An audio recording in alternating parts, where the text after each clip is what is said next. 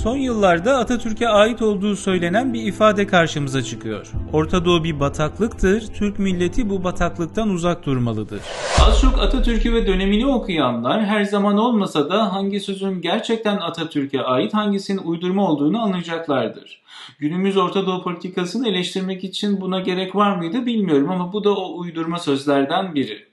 Evet, genç cumhuriyet yeni bir kimlik inşa ederken Orta Doğu'yu kültürel ötekisi olarak belledi ama dış politikanın kendi dinamikleri de var. Atatürk'ün vizyonu o dönem zaten manda olarak yönetilen Arap ülkelerinin iç işlerinden ve aralarındaki çatışmalardan uzak durmak ama bunun dışında geniş anlamda bölgeyle ekonomik ve diplomatik ilişkileri geliştirmek yönündeydi.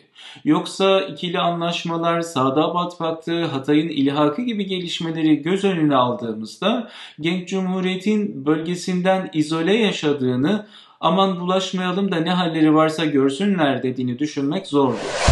Tabii bu videonun konusu Atatürk dönemi Orta Doğu politikası değil, bu sözü yayanlardaki bir ön kabul. Orta Doğu bataklığı İngilizceden kullanıma soktuğumuz güncel bir tabir.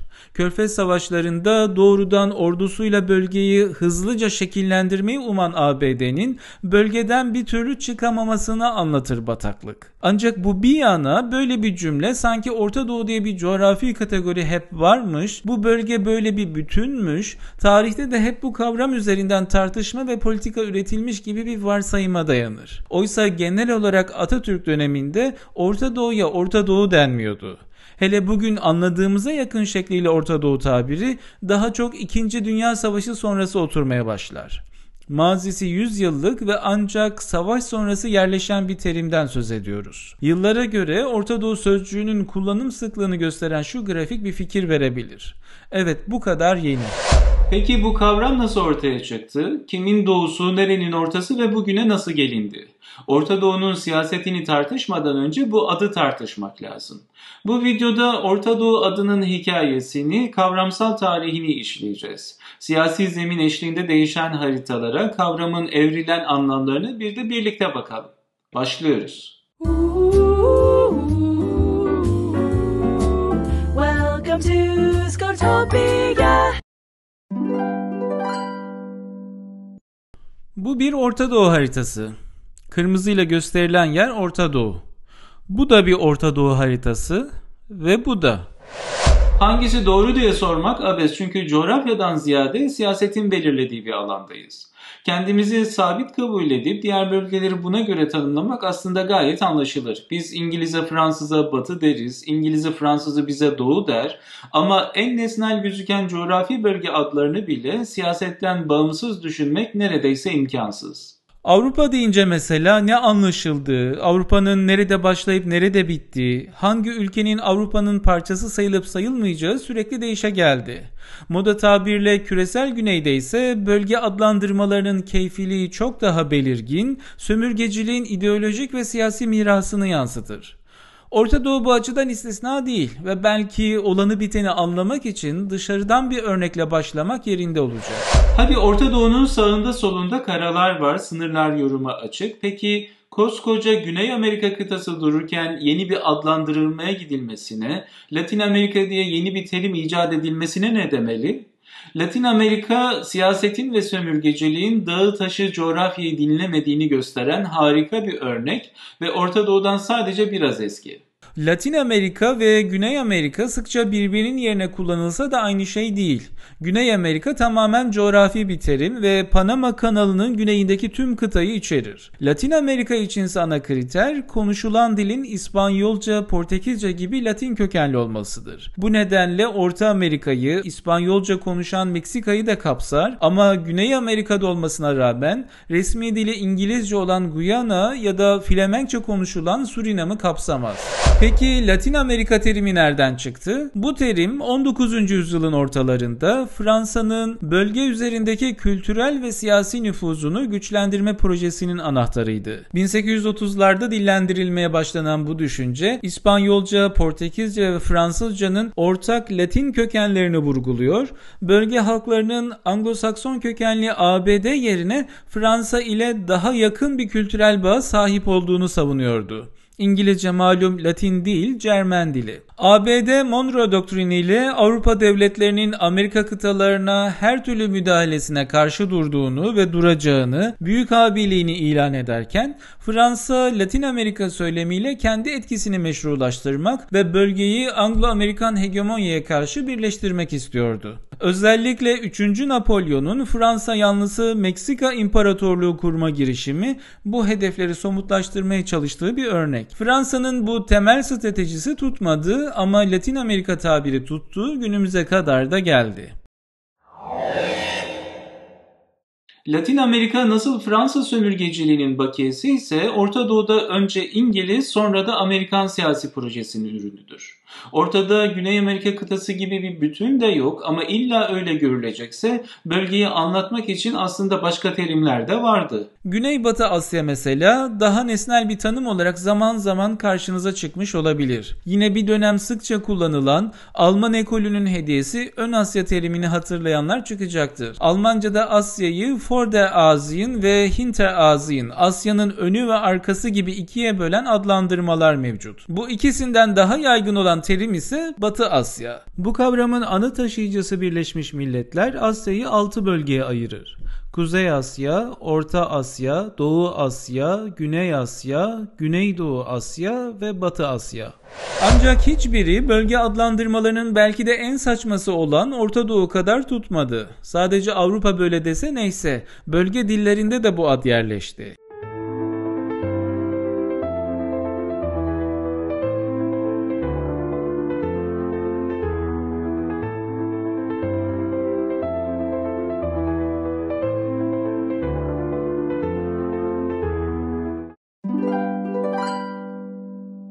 Kavramın tarihini yazanlar genellikle Amerikan deniz tarihçisi ve stratejisti Alfred Thayer Mahana, onun 1902'de yayınlanan bir makalesine referans verirler. Öncesi yok muydu? Elbette vardı. Mesela 1819'da Batı Doğu Divanı'nda Goethe'nin İran ve çeperini Mittel Orient, Orta Doğu olarak ifade ettiğini biliyoruz. Yine 1858'de İngiltere hükümeti bünyesinde kurulan Hindistan ofisi Orta Doğu'yu İran ve Basra Körfezi'ni tanımlamak için kullanıyordu. Bu Orta Doğu, Yakın ve Uzak Doğu arasındaki bölge değil, Londra ve Delhi'nin ortasını işaret ediyordu. Daha yakın döneme gelirsek, Sir Thomas Edward Gordon bu terimi belirgin olmasa da 1900 yılında The Problem of the Middle East, Orta Doğu sorunu başlıklı makalesinde kullanmıştı.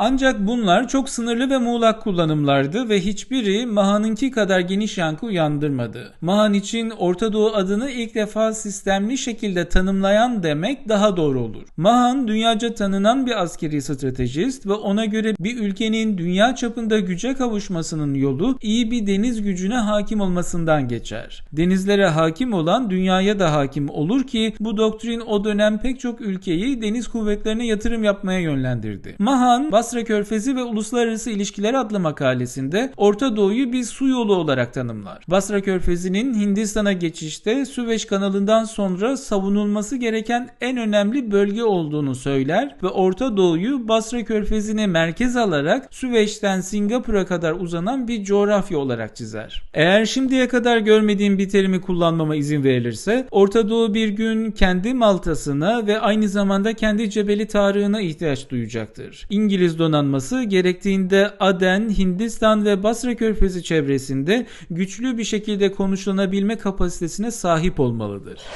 Bu dönem Rusya ve İngiltere arasında bir çekişme vardır. Asya üzerinde bir nüfus çekişmesi ve Mahan bu konuda İngiltere'nin jeostratejik çıkarlarını koruyan bir politika sunar. Yani aslında Mahan bir kavramdan öte bir strateji üretir. Tam da aynı kaygıyla Mahan'ın makalesinden sadece 2 ay sonra 14 Ekim 1902'de Londra merkezli The Times gazetesi Orta Doğu sorunu başlığıyla Tahran'dan yazılan bir makale dizisi başlatır. Bu tefrika aynı başlığı taşıyan toplamda 19 makaleden oluşur ve yazarı gazeteci Valentine Shirol'dur. Gazeteci Mahan'ın makalesini okumuştur, kavramın mimarı olarak ona değer verir ancak Mahan'ın denizcilik odaklı Orta Doğu konseptini daha geniş bir alana yayar. Shirol, Hindistan'a sadece deniz değil, karayoluyla yoluyla da ulaşımı kapsar şekilde İran, Irak, Basra Körfezi, Arabistan'ın doğu kıyıları, Afganistan ve Tibet'i de bu tanıma dahil eder. Makalelerin 1903 yılında Orta Doğu Meselesi ya da Hindistan Savunmasının Bazı Siyasi Sorunları adlı kitap olarak değerlenmesiyle bu harita daha belirgin bir şekilde ortaya çıkacaktır. Shairol Orta Doğu'yu tanımlarken hiç de öyle niyetini saklama ihtiyacı duymaz. Hindistan sınırlarına kadar uzanan ya da Hindistan'a erişimi kontrol eden Asya'nın bu bölgeleri dolayısıyla Hindistan'ın siyasi ve askeri savunma sorunlarıyla doğrudan bağlantılıdır. Orta Doğu meselesi Asya'nın geleceğinin bağlı olduğu çok daha büyük bir sorunun yalnızca bir parçasıdır. Bu mesele Avrupa güçlerinin ahlaki, ticari ve askeri olarak Asya'ya sürekli ve düzenli bir şekilde nüfuz etmesinin bir sonucudur. Bu nüfuz Hindistan üzerinde egemenlik kurmamızı ve bugüne kadar bu egemenliği sürdürmemizi mümkün kılan tüm koşulları yavaş ama kararlı bir şekilde dönüştürmektedir. Bu ilk tanımlamalara baktığımızda bazı ortak noktalar öne çıkıyor. Öncelikle günümüz algısının aksine başlangıçta Orta Doğu'yu değerli kılan henüz keşfedilmemiş petrol değil, Hindistan'a uzanan deniz ticaret yoludur. Daha sonra kavrama karayolları da eklenir ama asıl olan Hindistan'dır. İkinci olarak Orta Doğu terimi doğrudan İngiliz bakışını ve İngiliz çıkarlarını yansıtır. Neden önceki kullanımlar değil de 1900'lerde Maha'nın tanımlaması tuttu sorusunun bir yanıtı da bu. Maha'nın makalesi bölgenin Batı'nın doğrudan siyasi ilgi alanına girdiği bir dönemde çıkar. Büyük oyun olarak bilinen 19. yüzyılda İngiliz ve Rus imparatorluklarının kıtayı Hazar Denizi'nden Himalayalara kadar adeta ikiye bölen nüfus savaşının Orta Asya, Afganistan, İran ve Tibet üzerindeki mücadelelerinin ürünüdür bu kavram. Asya'daki İngiliz-Rus çekişmesi 1907'de bir uzlaşıya bağlanır. Buna göre Afganistan İngiltere'nin nüfuz alanı olarak tanımlanır. Tibet'teki Çin egemenliğine dokunulmayacak, İran'ın kuzeyi Rusya'nın, güneyi ise İngiltere'nin nüfuzuna bırakılacaktır ki bu uzlaşı 1. Dünya Savaşı öncesinde Üçlü İtilaf'ın şekillenmesinde önemli bir adım olur. Üçüncü olarak aynı yerden devam edersek bu tanım coğrafi ayrımlara değil jeostratejik hesaplamalara ve yeni bir dünya düzeni kurma emeline dayanır. Zaten kavramı üretenlerin nesnellik gibi bir kaygısı yoktur. Orta Doğu daha adını koyarken bölgeyi bir hedef olarak işaretleyen sömürgeci bir yaklaşımın ürünüdür, bir eylem planıdır. Shairol'un bu kavramı daha en başında Orta Doğu sorunu gibi günümüze ulaşan bir tabirle inşa etmesi adeta bir müdahale çağrısıdır. Bu dönem Orta Doğu tanımında asıl olan İngiltere'nin Hindistan'daki hakimiyetini sürdürmesidir ve Orta Doğu Hindistan'a ulaşan yolların bütünüdür, bir güvenlik zinciridir. Özetle Orta Doğu bir kavramdan çok İngiltere için yol haritasıdır. Nasıl Latin Amerika Fransız-Amerikan çekişmesinde Fransız sömürgeciliğinin anahtarı idiyse, Orta Doğu'da Asya'daki İngiliz-Rus çekişmesinde İngiliz sömürgeciliğinin kavramsal zeminidir. Avrupa için önceleri sadece Doğu, bir de o Doğu'nun da doğusu Uzak Doğu vardı. Yani Çin'i, Japonya'sı bir yana Avrupa için Doğu kabaca bir bütündü ve doğrudan Osmanlı İmparatorluğu'nun sınırlarında başlıyordu. Hatta daha berisinde Avusturyalı devlet adamı von Metternich'in 1820'de sarkastik bir dille Viyana'nın doğusundaki bir caddeye işaretle Asya Landstrasse'da başlar dediği de söylenir. Metternich'in yorumu bir yana 19. yüzyıl başlarındaki seyahat notlarına bakılırsa pek çok Avrupalı Doğu'nun Belgrad'da yani Habsburg'dan Osmanlı topraklarına geçildiği yerde başladığını düşünüyordu. Gerisi Çin'e kadar ötesi berisi çok ayrım yapılmadan dümdüz Doğu'ydu. Mesela Kingslake'in 1844'teki eseri doğudan getirilen seyahat izleri Balkanlar, Suriye, Filistin ve Mısır'ı ele alıyor ve bunu yaparken doğuyu öyle yakın, orta gibi bölümlere ayırma ihtiyacı hissetmiyordu. Yine ders kitaplarından hatırladığımız Şark meselesi ya da Doğu sorunu Avrupa devletlerinin Osmanlı topraklarındaki nüfuz mücadelesini ifade etmek için kullanılan bir terimdi. Ancak bu dönem Orta Doğu'dan biraz daha önce yeni bir kavramın kullanıma girdiğini görürüz. Yakın Doğu.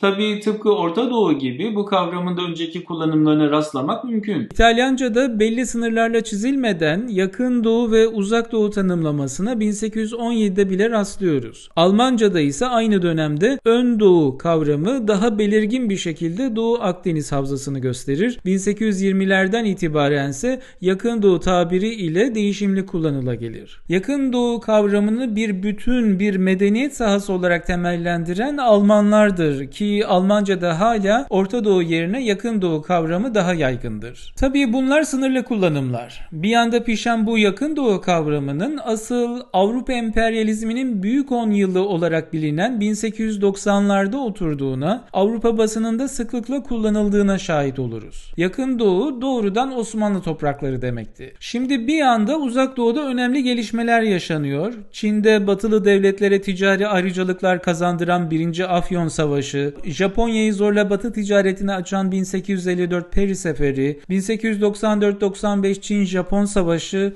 ve Çin'de nüfuz alanları için büyük güçler arasındaki rekabet, diğer yanda ise doğrudan sınırlarında Osmanlı içindeki ulusal ayaklanmalar ve yeni krizler. Avrupa artık iki doğu sorunu olduğunu fark etti. Uzak ve Yakın Doğu.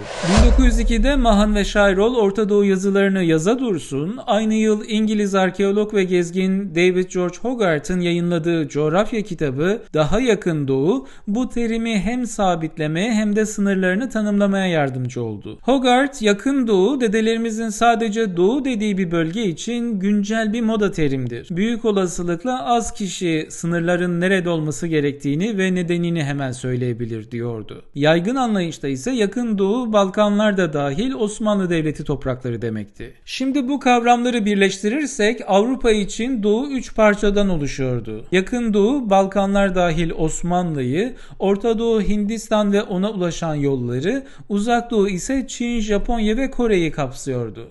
Diğer bir ifadeyle 20. yüzyılın başında Avrupa için Osmanlı Yakın Doğu sorununa, İran ve Hindistan Orta Doğu sorununa, Çin ise Uzak Doğu sorununa karşılık geliyordu. Zaman içinde kavramlarda kayma olsa da bu üçlü sınıflandırmaya uzun süre rastlayacağız. Nazım Hikmet'in 1949'da yazdığı Ellerinize ve Yalana dair şiir mesela. Yakın Doğu, Orta Doğu, Pasifik adaları yani Uzak Doğu derken bu genel anlayışı yansıtır. Peki Osmanlı ne diyordu bu olan bitene? Osmanlı için Ceziretül Arap, Hicaz, Biladüşşam, Mısır, Garp ocakları gibi farklı bölgeler vardı. Ama 20. yüzyılın başında Osmanlı seçkinleri kendilerine yakıştırılan Yakın Doğu adını çok da sorgulamadan kabul ettiler. 1915'te Osmanlı topraklarındaki Hristiyanlara yardım için kurulan Amerikan Şark-ı Karip Muavenet Cemiyeti, Şark-ı Karip yani Yakın Doğu kavramının yayılmasında büyük rol oynadı. Bölgedeki dini ve etnik gruplarda güncel olarak adlandırıldığı şekliyle Yakın Doğu sorununda kendilerine alan açmak için bu kavramı kullandılar. 1921'de İzmir'de kurulan ve Çerkeslere özerklik talep eden Şark-ı Karip Çerkesleri Temini Hukuk Cemiyeti gibi. Kurtuluş Savaşı sırasında Türk basını da bu terimi hızla benimsedi. Yakın Doğu bir zamanlar Osmanlı hakimiyetinde olan toprakları tartışmanın yeni zemini olmuştu. Fakat basit bir kavramlaştırmadan ötesi var burada. Türkiye'de dahil Osmanlı'nın halef devletleri için Yakın Doğu olmak bir yandan Avrupa'ya yakın durmayı simgeliyordu. Doğu ama Yakın Doğu. Diğer yandansa Şark'tan, Orient'ten ve Osmanlı geçmişinden uzaklaşmanın bir sembolüydü. Bu yeni adlandırma bir tür kopuş ve kimlik arayışında olanlara iyi gelmişti. Tabii baştan siyasi olarak konulmuş bu kavramlar çok sürmeden 1. Dünya Savaşı'ndan 2. Dünya Savaşı'na giden yolda değişikliğe uğradı. İnsanlar, ah benim insanlarım, hele Asya'dakiler, Afrika'dakiler, Yakın Doğu, Orta Doğu, Pasifik adaları ve benim memleketlilerim, yani bütün insanların %70'inden çoğu, elleriniz gibi ihtiyar ve dalgınsınız, elleriniz gibi meraklı, hayran ve gençsiniz. İnsanlarım, ah benim insanlarım, antenler yalan söylüyorsa, yalan söylüyorsa prototipler, kitaplar yalan söylüyorsa, duvarda afiş, sütunda ilan yalan söylüyorsa, ellerinizden başka her şey, herkes yalan söylüyorsa, ellerimiz isyan etmesin diyedir. Ve zaten bu kadar az misafir kaldığımız bu ölümlü bu yaşanası dünyada, bu bezirgan saltanatı, bu zulüm bitmesin diyedir.